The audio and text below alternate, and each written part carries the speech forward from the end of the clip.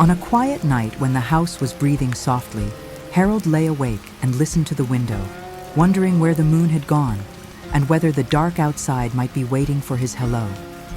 He reached for his purple crayon, the one that felt like a little lantern in his hand, and he thought that if the world looked empty, perhaps he could draw the part that was missing. First he drew a moon, a round silver friend with a smile, hanging right where he needed comfort, and the room filled with a gentle glow that made even the corners feel friendly and kind. He drew a path that curved like a question, then like an answer, leading from his bed to the window, and with a careful step, he followed the purple line into the night that now seemed softer. Outside, there was nothing but air and possibility, so Harold drew a little garden with sleeping flowers and a fence that wasn't to keep him in, but to help him know where he had already been. Drawing made him thoughtful and a little hungry, so he sketched a picnic cloth, a basket, and warm pie, and the smell seemed real enough that his tummy believed it, and he laughed at his own surprise.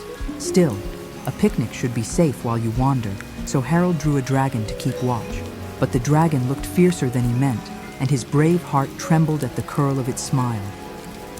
He stepped back too quickly, his crayon jumping in his hand and making waves that rolled like whispers, until the ground turned to purple water, and Harold found himself teetering at the edge of a sea. "A sea needs a boat," he said, and drew one with a steady line, then added wind with soft triangles, and soon he sailed across his own careful strokes, while the moon hummed a silver lullaby. On the far shore, he drew mountains, gentle at first and then tall, their tips like sleeping triangles, and he climbed with small steps, learning the rhythm of effort and breath, feeling steadier each time. From the tallest peak, he wanted a better view, so he sketched a balloon that lifted like a yawn, and he floated over chimneys, rooftops, and quiet streets, where window squares glowed like bedtime lanterns. Below, a city appeared from purple lines, straight roads, tidy buildings, and windows tall as wishes, and Harold looked for home among the many rectangles, wondering which glow might know his name. Homes look similar when you are far away and missing your pillow, so he drew signs and directions, but each street whispered maybe and not yet, and his chest felt small in the big map he made. "I am the one drawing," Harold reminded himself, and the thought was a hand holding his hand, so he slowed his crayon to breathe, and he listened for the quiet voice that knows the next step. He remembered the way his room cradled him, how the moon liked one side of his window, and how the curtain made a soft wave when the night said, "Hush, hush, little traveler, rest now."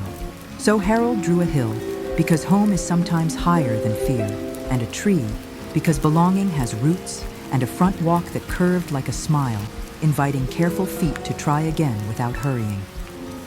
He drew a row of houses, each with a door shaped like a welcome, and porches that could hold stories, but none of their windows sat beside the moon exactly as his own bedtime had always known.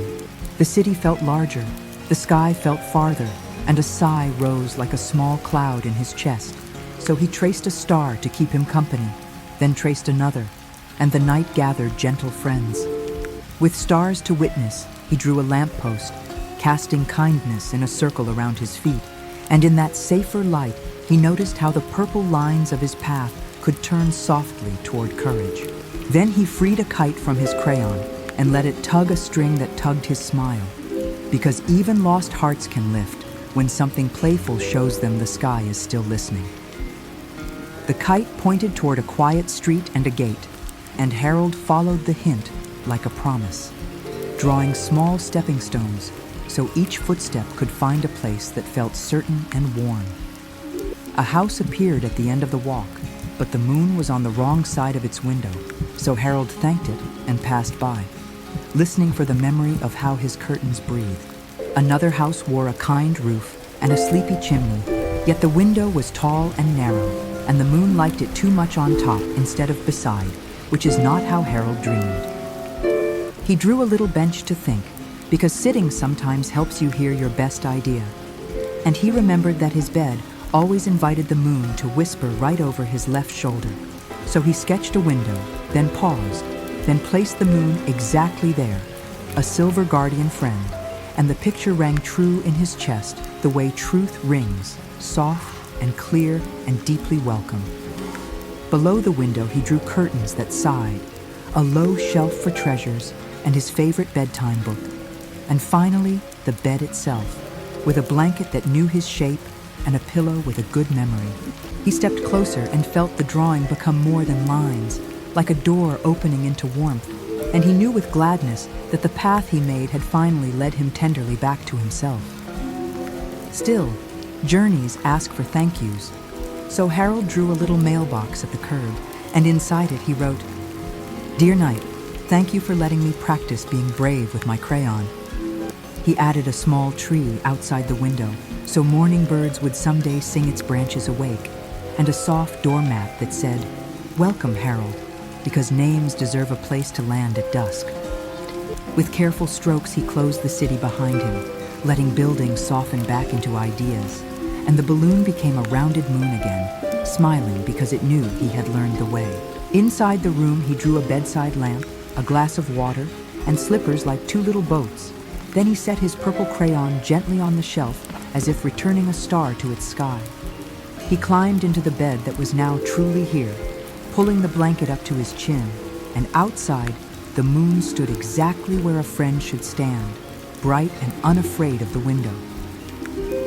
Harold listened to the quiet, the kind sort that tucks you in and forgives the long wander, and his heartbeat slowed to a bedtime drum that said, "Home, home, home," very softly. His eyes felt the weight of good adventures and safe endings, and his hand felt the memory of drawing, and the purple crayon glowed a little, just enough to promise, "We can find our way tomorrow too."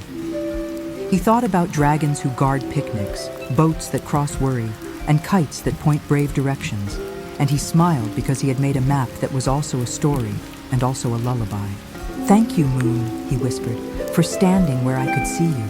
And the moon nodded, which is to say it shone a little warmer on the curtain and drew a silver line on his pillow. If the night grew large again, he knew now how to make small circles of safety with his crayon, how to draw a light, a path, a door, and how to place the moon exactly where belonging begins. And if morning asked what he had learned, Harold could answer without leaving his cozy blanket, that sometimes the world waits for you to draw the first kindness, and then it draws the rest with you. He turned onto his side where dreams are closer, and the window and moon kept gentle watch, while the purple crayon rested like a promise on the shelf, quiet as a hush before sleep. In that hush, the garden breathed, the lamppost softened, and the city tucked itself into distance, and Harold drifted across a small purple sea where every wave said, "You're safe, you're safe, you're safe." When his breathing matched the rhythm of the room, even the corners felt like pillows, and the moon stitched the last thread of the night through the window with patient silver hands. Home is a place, and also a drawing, and also a feeling that remembers your name. And Harold carried all three as he slipped into dreams that smelled faintly of pie and courage.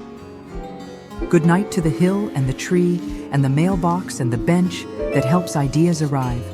Good night to the kite, the balloon, the boat, and the path that curves like questions turned into answers. Good night, Harold, brave with a crayon and gentle with his heart. Good night, moon in the right place, and good night, world that is kinder because he drew it so